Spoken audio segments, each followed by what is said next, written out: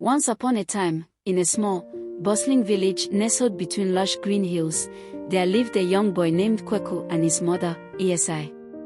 Kweku's father had passed away when he was just a baby, leaving Esi to raise him alone.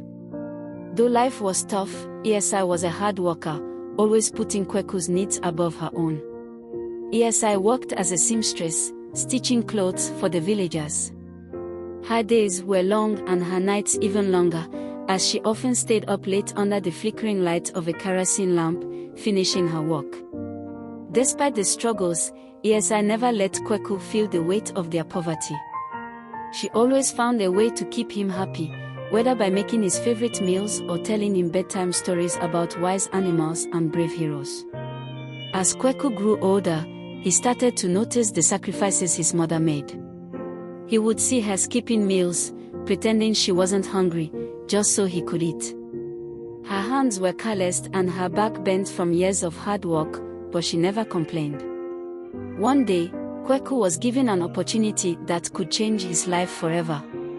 A scholarship was announced at his school, offering one student the chance to study in the city at a prestigious academy. Kweku was a bright and determined boy, and his teacher encouraged him to apply. "Ma, I want to apply for the scholarship," Kweku said one evening as Esi sewed patches onto his worn-out school uniform. Esi paused for a moment, her needle hovering above the fabric.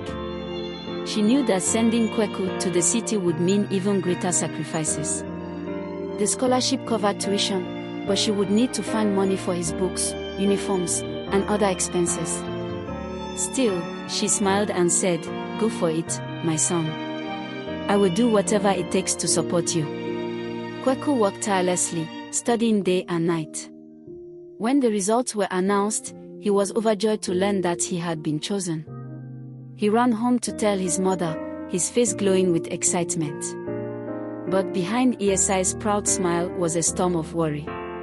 She spent the next few weeks working harder than ever, taking on extra sewing jobs and even selling some of her belongings to gather the money Kweku would need.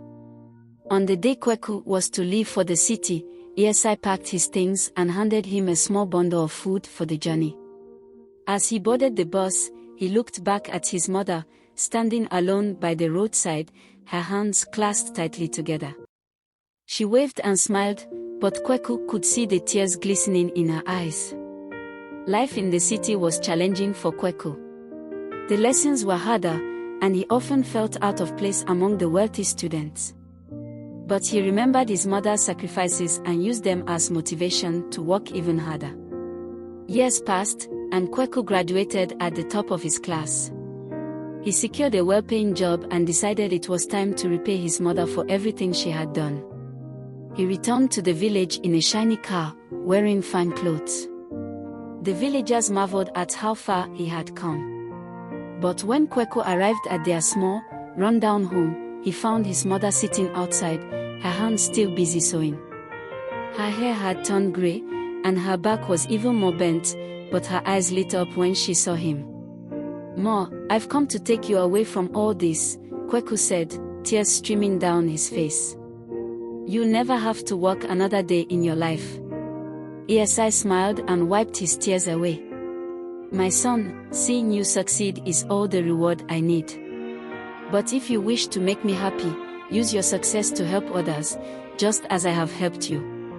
From that day on, Kweku not only cared for his mother but also set up scholarships for other children in the village, ensuring that no child would have to struggle as he did. Lessons from the story. 1. Sacrifice and love. True love often means putting others' needs before your own, as Esi did for Kweku. 2. Gratitude. Always appreciate the sacrifices others make for you. 3. Giving back. Success is not just about personal achievement, it's about using your blessings to help others. Kweku never forgot his mother's silent sacrifices, and he carried her lessons with him for the rest of his life.